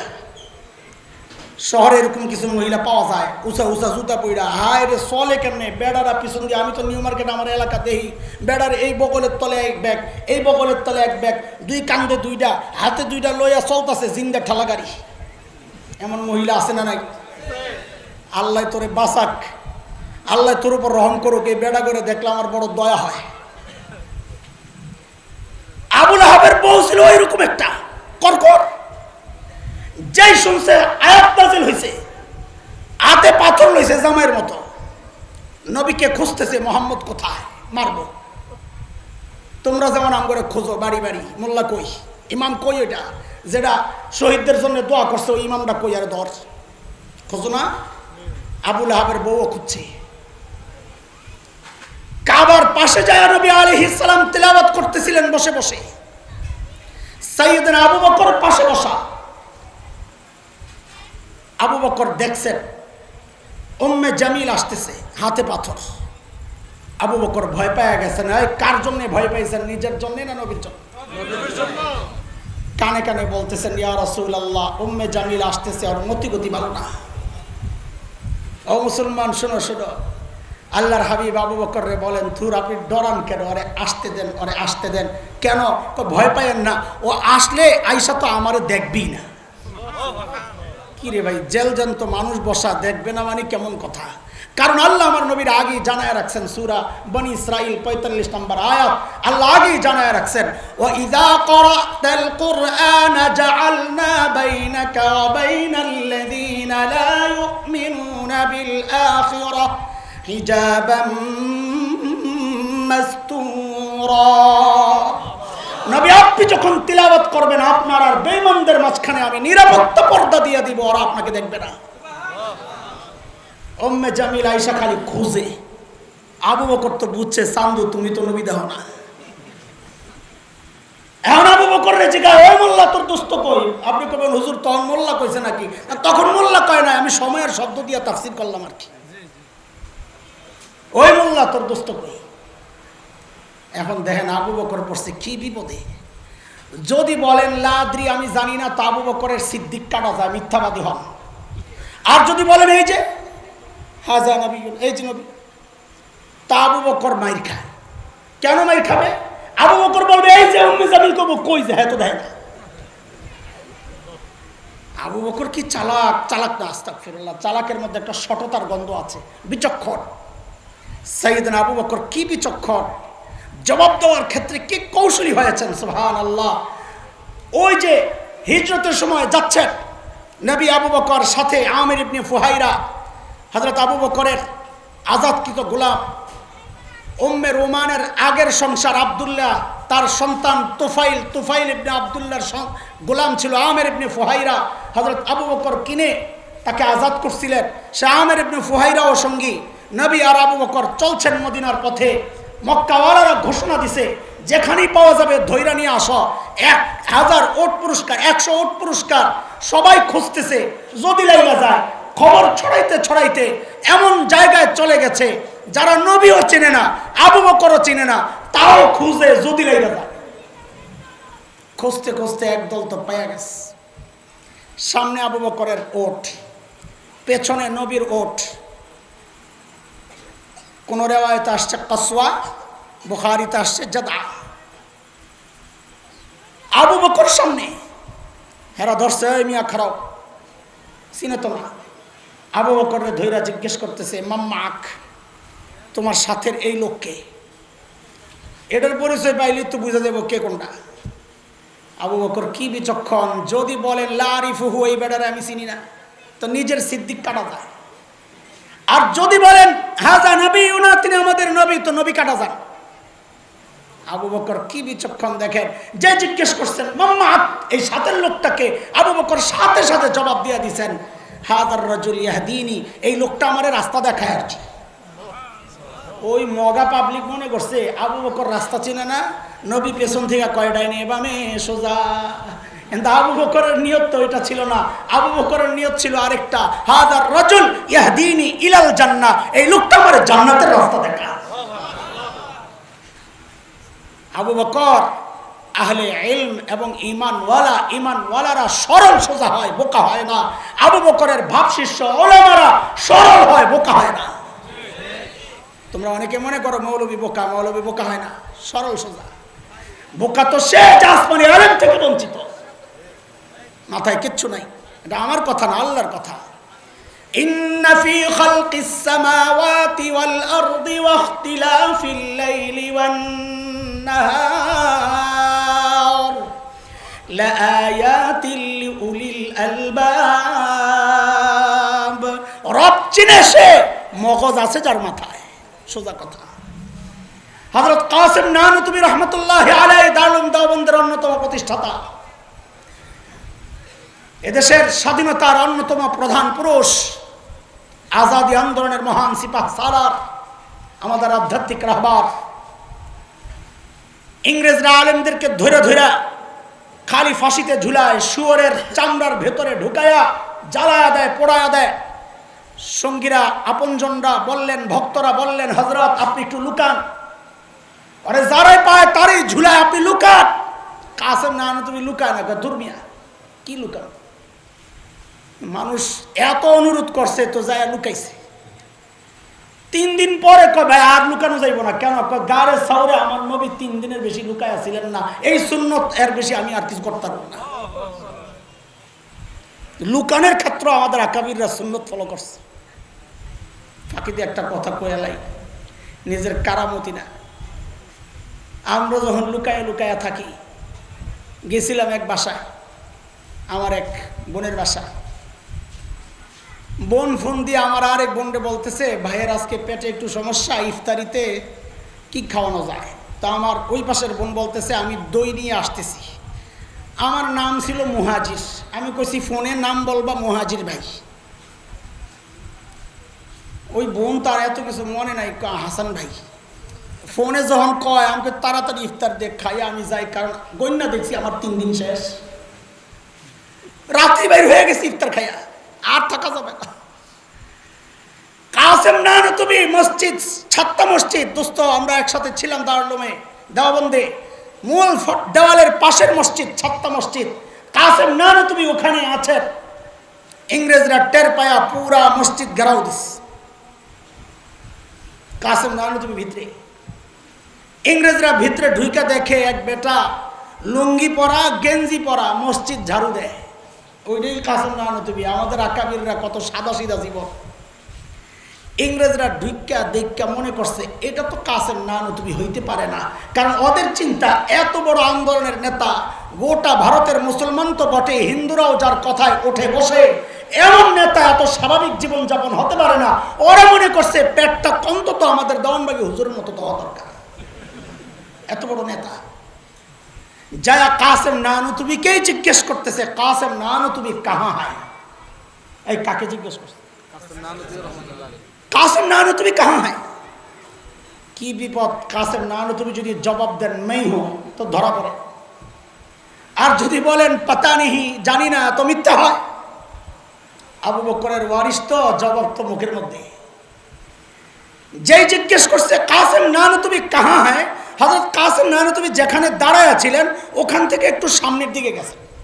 এবার বুঝেন আগের জায়গাটা ফাঁকা হয়েছে কিনা, যেখানে ছিলেন এখান থেকে সামনে গেলে আগের জায়গা ফাঁকা হয়েছে কিনা, কথা বলে না, ফাঁকা হয়েছে। আগের জায়গা যেহেতু ফাঁকা হয়েছে, এখন এমন একটা ভাব লইছেন যে বুঝতে একটু কষ্ট হয়েছে। হ্যাঁ কে আবার ও কাসেম নানতুবি, ও আচ্ছা ও তো আবি হাতে, উনি তো একটু আগে এখানে ছিল। কথা তো ঠিকই আছে, একটু আগে এখানে ছিল, এখন তো একটু সামনে যায় দাঁড়াইছে। ইংরেজরা মনে করছে একটু আগে এখানে ছিল, এখন বুঝি পালায় গেছে। কাহারে বল মাস্টার সুইটা গেল না। উম্মে জামিল যখন জিজ্ঞেস করলেন, হে আবু বকর তোমার দোস্ত কোথায়, মনে আসেনি কথা? হযরত আবু বকর যদি বলেন লা আদরি আমি জানি না, তাইলে মিথ্যা হয়। আর যদি বলেন এই যে, তো আবু বকর মাইর খায়। হযরত আবু বকর বিচক্ষণ মানুষ, আস্তে করে জবাব দিয়া দিলেন, খুইজা দেখো। কি বলে? ও মাদ্রাসা ছাত্ররা জানে আমরের সিগা, জুমলা ইনশাইয়া, সিদ কিসবের ইহতিমাল নাই, খালি নাহমিরে পড়ছো মিয়া কামে লাগাও। প্রশ্নবোধক যে বাক্য, হ্যাঁ, নিষেধ নির্দেশ, এই জাতীয় বাক্যের মধ্যে সত্য মিথ্যা থাকে না। করো, এর মধ্যে কোনো সত্য মিথ্যা নাই। কইরো না, এর মধ্যে কোনো সত্য মিথ্যা নাই। তুমি কি করেছো, এর মধ্যে কোনো সত্য মিথ্যা নাই। আবু বকর যখন বলেছেন খুঁজে দেখো, উম্মে জামিল মনে করছে আবু বকরও জানে না, আমারে খুঁজতে কইতেছে। আল্লাহ বলেন হাম্মালাতাল হাতাব। এ মুসলমান খেয়াল করেন, 1400 বছর আগের আয়াত, সমাজের রন্ধ্রে রন্ধ্রে অসঙ্গতিগুলো এক আয়াত আল্লাহ দেখায়া দিয়েছেন, খেয়াল করেন। হাম্মালাতাল হাতাব, আবু লাহাবের বউয়ের পরিচয় দিচ্ছেন আল্লাহ। হাম্মালাতাল হাতাব, মুফাসসিররা সাধারণত 3টা তাফসীর বেশি করেন এই আয়াতের। কয় তাফসীর কও? মুখস্থ শোনার লাগবে আমার এই বাতিজা। এক, হাম্মাল বলা হয় কুলিকে, আরবিতে কুলি, কুলি, হাম্মাল কুলি। হাম্মালা আল হাতাব, শুকনা লাকড়ি টাকড়ি। হাম্মালাত আল হাতাবের স্বাভাবিক অর্থ হয় শুকনা লাকড়ি মাথায় নিয়ে যে যায়, বহনকারী। শুকনা লাকড়ি বহনকারী। আবু লাহাবের বউকে আল্লাহ এই পরিচয়ে কেন পরিচিত করলেন? খেয়াল করেন, আবু লাহাবের বউকে আল্লাহ এই পরিচয়ে কেন পরিচিত করলেন? মুফাসসিররা বলেন, 1 নাম্বার 1, আবু লাহাবের বউয়ের একটা কাম ছিল, সে কাঁটাওয়ালা লাকড়ি, কাঠ, গাছের এই ডাল কাঁটাওয়ালা, এগুলারে নিয়ে নবীর মসজিদে যাওয়ার রাস্তায় বিছায়া রাখতো, যেন যাইতে পারে না। দুনিয়ার মানুষ শুনো, আবু লাহাবের বউ আসেনি এখন, কথা বলে না। আবু লাহাবের বউ উম্মে জামিল আসেনি, তো সূরা তো রয়ে গেছে। এটা হলো কোরআনের বৈশিষ্ট্য। আমরা আমাদের পরিভাষায় বলি কোরআনের মাওরিদ খাস, নাজিল হয়েছে যেই প্রসঙ্গে, ওই প্রসঙ্গ নির্দিষ্ট, কিন্তু তার হুকুম আম, এর বিধান চলবে, এর আবেদন চলবে কিয়ামত পর্যন্ত। উম্মে জামিলরা নাই, কিন্তু উম্মে জামিলের মতো স্বভাবী মানুষ থাকবে কিয়ামত পর্যন্ত। উম্মে জামিলরাই শুধু জাহান্নামে যাবে তা না, যারাই মাদ্রাসার জন্য প্রতিবন্ধকতা সৃষ্টি করবে, যারা মাহফিলের জন্য প্রতিবন্ধকতা সৃষ্টি করবে, যারা মসজিদে যায় কমিটির নামে ইমামকে মন খুলে কথা বলতে প্রতিবন্ধকতা সৃষ্টি ইতিমধ্যে করেছে, আল্লাহর কসম সবগুলো হাম্মালাতুল হাতাব হইয়া আবু লাহাবের বউয়ের সাথে জাহান্নামে যাবে। এক অর্থ কইলাম, মিলে না? মিলে না? এই সমাজের সাথে মিলে? তোমরা মনে করছো আল্লাহ খালি আবু জাহালের বউরে বইকা ছেড়ে দিছে না? 2 নাম্বার হাম্মালাতুল হাতাবের অর্থ, এটা একটু ভালো করে মনোযোগ দেওয়া লাগবে। আসেনি মনোযোগ? এই মনোযোগ আসেনি? খবরদার, এত চিন্তা করে কথা কইতেছি, মনোযোগ না থাকলে আমি শেষ। আরবের মানুষরা হাম্মালাতুল হাতাব একটা চরিত্রের মানুষের ক্ষেত্রে ব্যবহার করত। শুকনা লাকড়ি মাথায় নিয়ে নিয়ে ঘুরে চান্স পাইলে আগুন লাগায়, এর এটা অর্থ। কিন্তু ব্যবহার করতো কাদের ক্ষেত্রে? যারা এক জায়গার কথা আরেক জায়গায় লাগায়, যারা মিথ্যা ছড়ায়, যারা মিথ্যা রটায়, এদেরকে বলা হয়তো হাম্মালাতুল হাতাব। আবু লাহাবের বউ এই কাজটা খুব ভালোভাবে করত। ওই ঘরে যায় কইতো, এই মুহাম্মদ চিনো, বড় খারাপ মানুষ, এর কাছে যাওয়া যাইব না।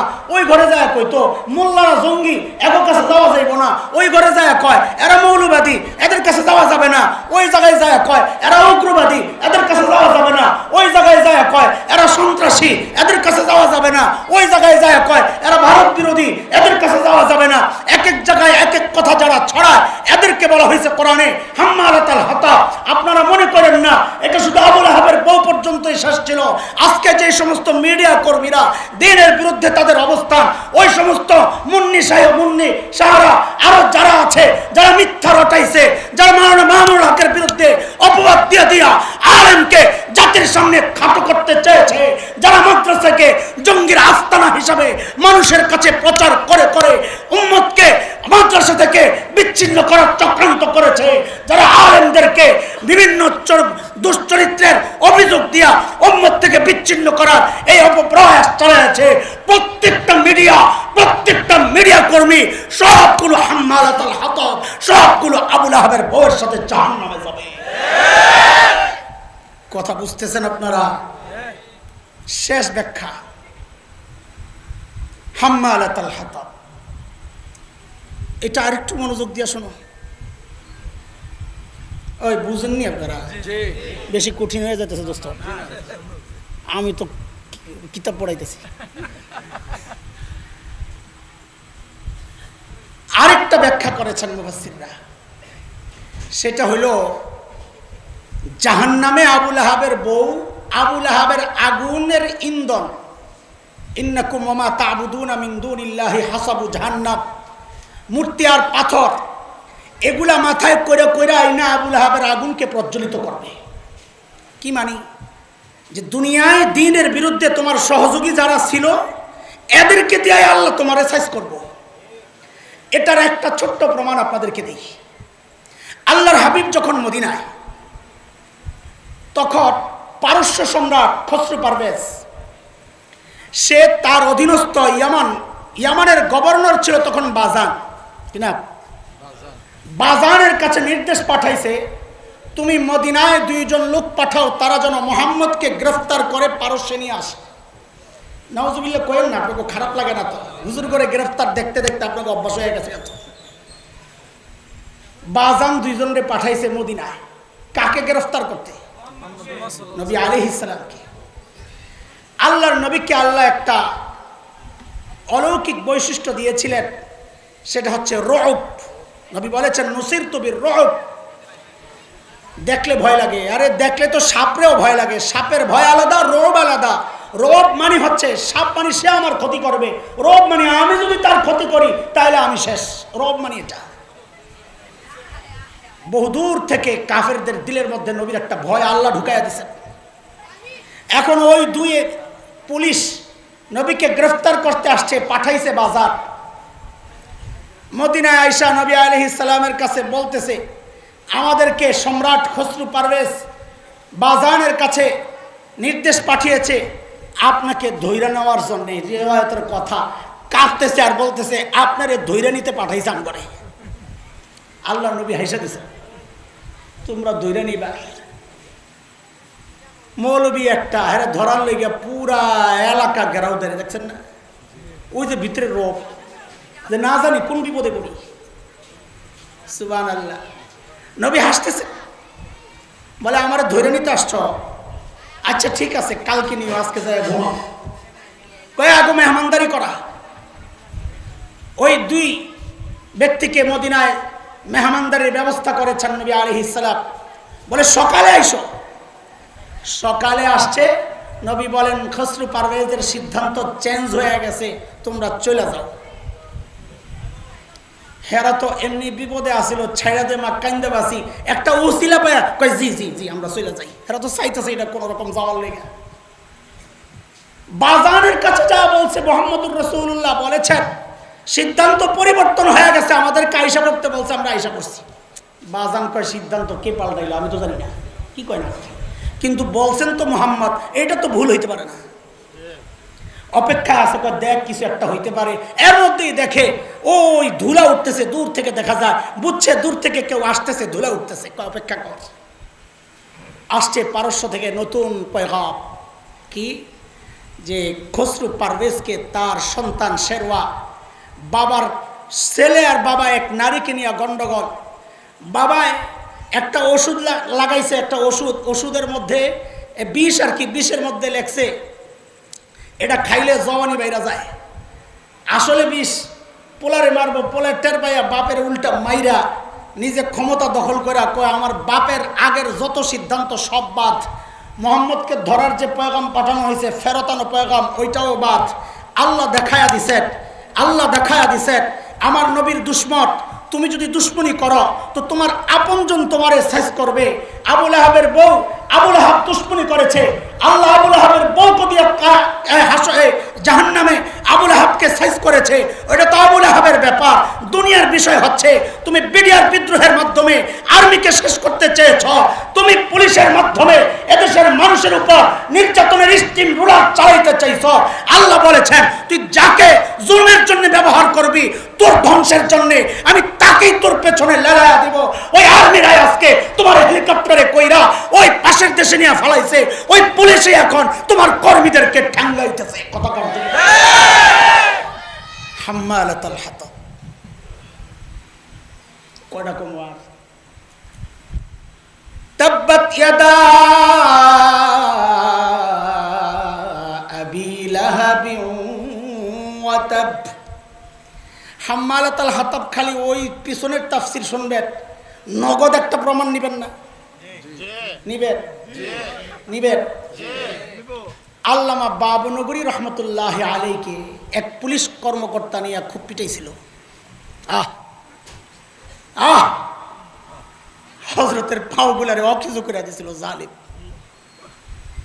আল্লাহ সিস্টেম পাল্টান নাই, আল্লাহর সিস্টেমের পরিবর্তন হয় না। সুন্নাতুল্লাহিল্লাতী ক্বাদ খালাত মিন ক্বাবল ওয়া লান তাজিদা লিসুন্নাতিল্লাহি তাবদীলা। শেরওয়ারে দিয়ে খসরু পারভেজ সাইজ করছি, বাবুনগরে কষ্ট দিছ পুলিশ কর্মকর্তা, তোমার ঘরে আল্লাহ ঐশী বানায়া দিয়েছেন। এই ঐশী সেই ঐশী যে ঐশীর বাবা বাবুনগরীকে নির্যাতন করেছিল, আল্লাহ প্রতিশোধ নিয়েছেন, ঐশীকে দিয়ে আল্লাহ বাবাকে হত্যা করিয়েছেন। কয়টা দেখাবো তোমাদেরকে প্রমাণ? হাম্মালাতুল হাতাব। ইসলামের বিরুদ্ধে দাঁড়াবা, যাদেরকে দিয়ে সাইজ করবা আল্লাহ তাদেরকে দিয়ে তোমারে সাইজ করবে। প্রমাণ গোটা ইসলামের ইতিহাসে, মানব ইতিহাসে প্রমাণের অভাব নাই। আপনার সামনে দিয়ে প্রমাণ ঘুরে খালি টান দিয়ে বুঝালো। তাব্বাত ইয়াদা আবি লাহাব ওয়া তাব মা আগনা আনহু মালুহু ওয়া মা কাসাব সায়াসলা নারান যাতা লাহাবিন ওয়া ইমরাআতুহু হাম্মালাতাল হাতাব ফি জিদিহা হাবলুম মিন মাসাদ। আল্লাহু আকবার। আবুল আহাবের বউয়ের আরেকটা চরিত্র বৈশিষ্ট্য আল্লাহ বলছেন, ফি জিদিহা হাবলুম মিন মাসাদ। মাসাদ খেজুর গাছের যে ছিলকা আছে ওগুলা দিয়া রশি বানানো, ওই শক্ত রশিকে বলা হইতো মাসাদ। আবুল আহাবের বউ ওই যে চলতো চলতো খুব গর্বের সাথে, নেতার বউ তো, লোহার শেকলের চেপ, মোটা চেপ, রাস্তায় হন হন করে চলতো। এমন মহিলা আছে না, এদেরকে কইতেছে আল্লাহ তাআলা, বেটিনা আমার রাগ হয়ে যা আমার লোকে। আবুল আহাবের বউ ওই কাজটাই করত, রাস্তায় হন হন করে চলতো, গলায় বড় এরকম হার, গর্বের, এটা অহংকারের হার। আল্লাহ বলছেন, মুফাসসিররা ব্যাখ্যায় বলেন, ফি জিদিহা হাবলুম মিন মাসাদ। আল্লাহ তার এই গলার মধ্যে জাহান্নামে লোহার শেকল লাগায়া দিয়ে দিয়ে আল্লাহ শাস্তি দিবেন। আল্লাহ জানায়া দিচ্ছেন, দুনিয়ায় তুমি যেটা নিয়ে গর্ব করো ওই মাল আল্লাহ তোমার গলায় ঝুলাইয়া দিবেন। আল্লাযীনা ইয়াকনিজুনা আয-যাহাবা ওয়াল ফিদ্দা ওয়া লা ইউনফিকুনাহা ফি সাবিলিল্লাহ ফাবাশশিরহুম বিআযাবিন আলীম ইয়াওমা ইউহমা আলাইহা ফি নারি জাহান্নাম ফাতুকওয়া বিহা জিবাহুহুম ওয়া জুনুবুহুম ওয়া যুহুরুহুম। আল্লাহ মাল দিয়া, লোহা দিয়া, সোনা দিয়া আল্লাহ ছেদ দিবেন, আল্লাহ পিছনে ছেদ দিবেন, সামনে ছেদ দিবেন। অন্য হাদিসে আসছে গলায় ঝুলাইয়া দিবেন। যেই মাল তুমি জমা করেছ, যেই মাল তোমার অহংকারের কারণ, যেই অস্ত্র তোমার অহংকারের কারণ, যে মাধ্যম তোমার অহংকারের কারণ, আল্লাহ জাহান্নামে ওগুলা দিয়েই তোমাকে শাস্তির ব্যবস্থা করবেন। আমার বোনরা, বেপরদায় যারা চলেন, আপনাদের জন্য বলা, আজকে যেই জায়গাগুলো খোলা রাখছেন কসম আল্লাহ, ওই জায়গাগুলো আল্লাহ জাহান্নামের আগুনে আপনাদেরকে জ্বালায়া জ্বালায়া শাস্তি দিবেন। আমার বহু বোন আছে, তারা পর্দা করে, পর্দা যে করে বললে তো কষ্ট পাবে, বলবো দোস্ত, এটা বলবো, পর্দা তো করে কিন্তু পর্দা না, এটা পর্দার অর্থই তো বুঝে নাই।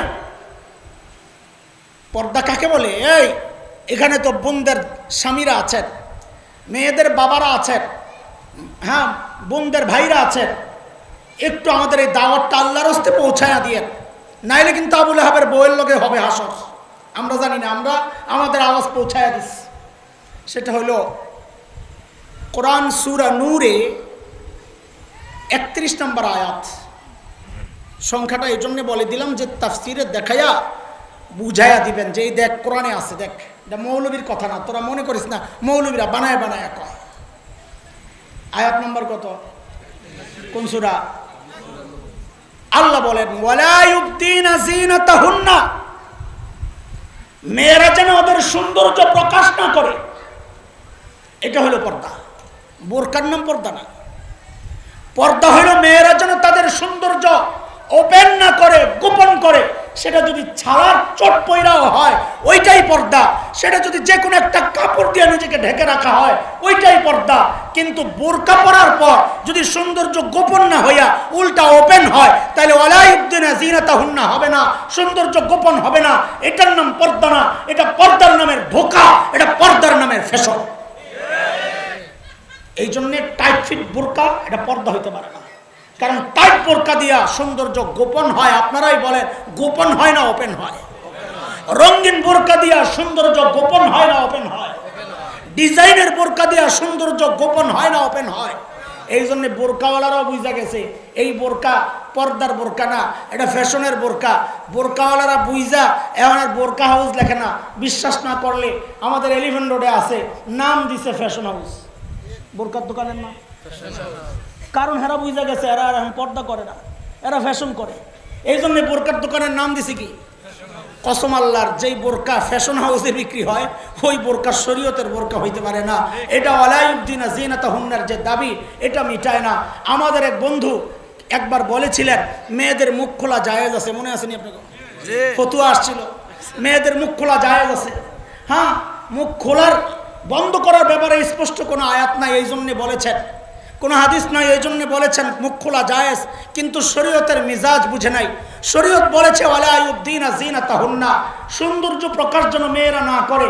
ও দোস্ত, আপনি জানেন না কেন? এটা মানুষের সৌন্দর্যই তো চেহারায়। মানুষের সৌন্দর্য কোথায়? এখন আল্লাহ যদি বলছেন সৌন্দর্য গোপন করো, তার মানে আপনি কইবেন আল্লাহ তো চেহারা বন্ধ করতে কয় নাই, সৌন্দর্য গোপন করতে কইছে, কাজে আমি মুখ খুলি, হাতে মৌজা লাগাই, পায়ে মৌজা লাগাই না, এটা নি বুঝছেন? তো বউ দেখতে যায় খালি পাও দেখছেন না চেহারা দেখছেন? কেন চেহারা কেন দেখলেন? চেহারা কেন দেখলেন? আপনি বিয়া করবেন পাও দেখা? যে পাও মৌজা লাগায় মুখ খোলা রাখে, হ্যাঁ বিয়া করবো কি দেখা? হ্যাঁ মুখ দেখবো না, কারণ মুখে তো হ্যাঁ সৌন্দর্য না। বোকারাম, মানুষের সৌন্দর্য তার চেহারা। এই জন্য শরীয়তের বিধান যেহেতু আসছে সৌন্দর্য গোপন করো, বোঝা গেল চেহারা ঢাকা এটা ফরজ। কাজে আমাদের যে সমস্ত বোনরা পর্দা করেন, শরীয়ত মানেন কিন্তু চেহারা খুলে রাখেন, আপনি নিশ্চিন্ত থাকেন এটা যে আপনি শরীয়তের বিধানকে অমান্য করছেন, আপনি আল্লাহর আয়াতকে অস্বীকার করছেন। আল্লাহ না করুন আপনার হাসর যেন আবু লাহাবের বউ উম্মে জামিল বিনতে হারব ইবনে উমাইয়ার সাথে না হয়। এই দাওয়াত আপনাদেরকে দিয়ে যাচ্ছি। শেষ কথা, আমার দোস্ত চলে আসছে, নুরানি চেহারা অন্ধকারেও দেখা যায়, আইতাছে আমি দেখছি। শেষ একটা কথা আপনাদেরকে, একটু শেষ কথা বলি, বলবো না ছেড়ে দেবো, শেষ কথা শুনবেন। আরেকটা সূক্ষ্ম কথা রয়ে গেছে। আচ্ছা বলেন তো, আবু লাহাবের সাথে কাফেরদের বড় নেতা আরেকজন কে? আপনারা কথা না বললে তো শেষ করা যাবে না। আবু লাহাবের সাথে কাফেরদের আরেকজন বড় নেতার নাম কর। আসেন আসেন, ওয়েলকাম, আহলান সাহলান মারহাবান তয়্যিবান, জলদি আয়েন। ওয়াজ শুনতে আইছি। হ্যাঁ ওয়াজ শুনতে আইছেন, ওয়াজ শুনতে আইছেন। মারাত্মক ওয়াজ হইতেছে। সুবহানাল্লাহ। এত ফাঁকিবাজ, যেই দেহে ওয়াজ করতে মনে চায় না, ভাল লাগতেছে না, আজকে কত আর ভাল লাগবে এটাও ঠিক। আব্বা আমি যখন ছোট, আব্বা ওয়াক্তিয়া নামাজ যখন পড়াইতেন, তো মাঝে মধ্যে আব্বা ফজরের নামাজের সময় মসজিদে যাইয়া প্রথম কাতারের কোনায় যাইয়া দাঁড়ায় থাকতেন, ইমামতির যাইতেন না। মুসল্লিরাও তাকায়া থাকতো, বড় হুজুর আসে না কেন। মুয়াজ্জিন সাহেব তাকায়া থাকতো, বড় হুজুর আসে না কেন। অনেকক্ষণ অপেক্ষা করে এরপরে মুয়াজ্জিন সাহেব সামনে যায় নামাজ পড়াইতো। 40 বছর আগের কথা শোনাইতেছি আপনাকে। তা আমি আম্মারা এসে বলতাম, আম্মা আব্বা একটু যাইতে পারে না, ফজরের নামাজটা পড়াইলে কি হয়? নামাজ তো মসজিদে যাইই পড়ে, তো ছোট সূরা দিয়া পড়াইলে তো হয়। তা আম্মা বলতেন, বাবারে কতদিন আর ভাল লাগে ইমামতি, কতদিন আর ভাল লাগে? এই মানুষটা 25 বছর ধরে আপনার করে ওয়াজ করতেছে, কত আর ভাল লাগে? এই জন্য স্টেজে আয়া কয় আমি ওয়াজ শুনতে আইছি, আসলে ফাঁকিবাজ। না আসলে ওয়াজ শুনতে। আচ্ছা এবার বলেন, শেষ কথা আমার, আবু লাহাবের সাথে আরেকজন বড় নেতা কর। যদি আবু লাহাব হয় মক্কা কাফেলার, কোরাইশ কাফেলার সভাপতি, আপনাদেরকে ভোট দেওয়ার দায়িত্ব দিলাম, সেক্রেটারি কারে বানাইবেন? কথা কয় কাকে? জোরে কর। অথবা যদি আবু জাহেল সভাপতি হয়, সেক্রেটারি ভোট কারে দিবেন? কারে? জোরে কর, আরে জোরে কর। তার মানে আপনারা সিদ্ধান্ত নিয়েই নিছেন, মক্কার 2 বড় নেতা, একটা হলো আবু লাহাব, আরেকটা হলো আবু জাহেল। কথা ঠিক বলে না? কথা ঠিক? তাইলে প্রশ্ন, যদি তাই হয় তা আল্লাহ সূরা লাহাবের মধ্যে 2 বড় ডারে না ধইরা একটারে ধইরা সাথে তার স্ত্রীর নাম কেন আনলেন? আবু জাহিল্লারে কি লেগে কিছু কইলেন না? বউয়ের কথা কেন আনলেন? এই প্রশ্ন জাগে কি জাগে না? মুফাসসিররা কয় আল্লাহ এখানে 2 শ্রেণীর মানুষের আলোচনা এনেছেন। একটা হইল মূল হোতা, আর একটা হইল সহযোগী। আবু লাহাব মূল হোতা, বউ সহযোগী। একজন মূল সিদ্ধান্ত নেয়, আরেকজন পিছন দিয়ে পিন দেয়। কি কও? হ্যাঁ হ্যাঁ বুঝছি, তুমি দাঁড়াইছো, আমি এটাই বুঝছি। বলেন, আল্লাহ 2 শ্রেণীর মানুষের কথা এই সূরায় এনেছেন। একটা মূল হোতা, আরেকটা সহযোগী। একজন মূল ভূমিকায়, আরেকজন এটা বাস্তবায়নে সহযোগিতা করে। আল্লাহ জানায়া দিয়েছেন, আমি আবু লাহাবকেও ছাড়ি নাই, তার সহযোগী তার বউ উম্মে জামিল বিনতে হারব ইবনে উমাইয়াকেও ছাড়ি নাই। দুনিয়ার মানুষ শুনে রাখো, খালি নেত্রীরে গাইলাও, খালি মনে করো নেত্রীর সব দোষ। শুনে রাখো, তোমরা যারা সহযোগী ছিল, আল্লাহ যেমন সহযোগীদেরকে ছাড়ে নাই, এদেশের মানুষ ওই স্পেন্সারদেরকেও, ওই সমস্ত জালিম ফ্যাসিস্ট হাসিনার সহযোগী যারা ছিল, ওলামাদের বিরুদ্ধে ওই জালিমের সহযোগী যারা ছিল, আল্লাহর কসম একটাকেও ছাড় দেওয়া হবে না, একটাকেও ছাড় দেওয়া হবে না। নারায়ে তাকবীর, নারায়ে তাকবীর। ইসলামের শত্রুরা, ইসলামের শত্রুরা আমাদের শত্রুরা। সাদাকাল্লাহুল আলিয়ুল আযীম। আমার সূরা শেষ, কিন্তু দোস্তরে বসানোর আগে আমার ভাই আমিন এত বড়